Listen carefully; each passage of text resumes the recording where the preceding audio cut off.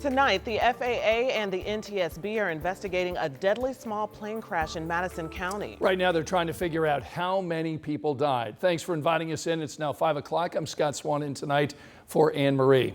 So we know the flight plan on this plane listed 4 people. But investigators have not confirmed the number of people on board.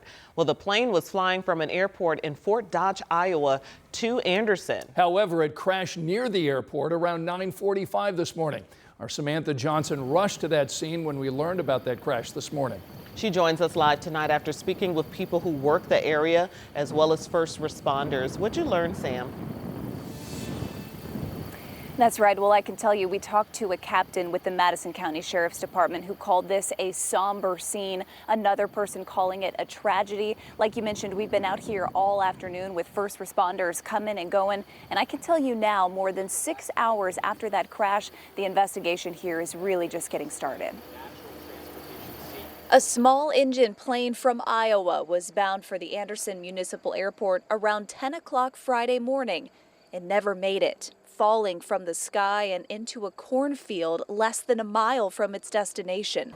Just tragic. Vicki Sullinger was working at AmeriTurf on the other side of the field when she heard the plane overhead. It didn't sound normal, but it was quick. And then there was the rattling on the building and the loud thud. Investigators say the plane flew into the airport too high and was circling around again when a witness said it flipped over in the air and then nosedived into the field. That's when it burst into flames. I can tell you the initial flight plan was for 4 people on board. We can't verify that 4 people actually got on the plane. That's just what the initial flight plan was for. Well, we know that one. That's one too many. Now the FAA and NTSB are investigating exactly what went wrong. It's terrible. It's terrible.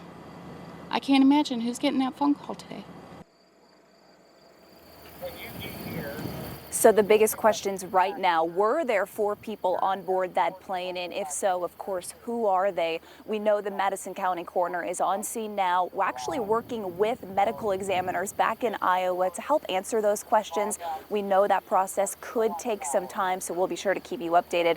I also want to mention we just heard from an EMA official. FAA now at the scene, still waiting on the NTSB to get here. So as we learn more, we'll have that for you here on 13 News. In Madison County tonight, Samantha Johnson, 13 News.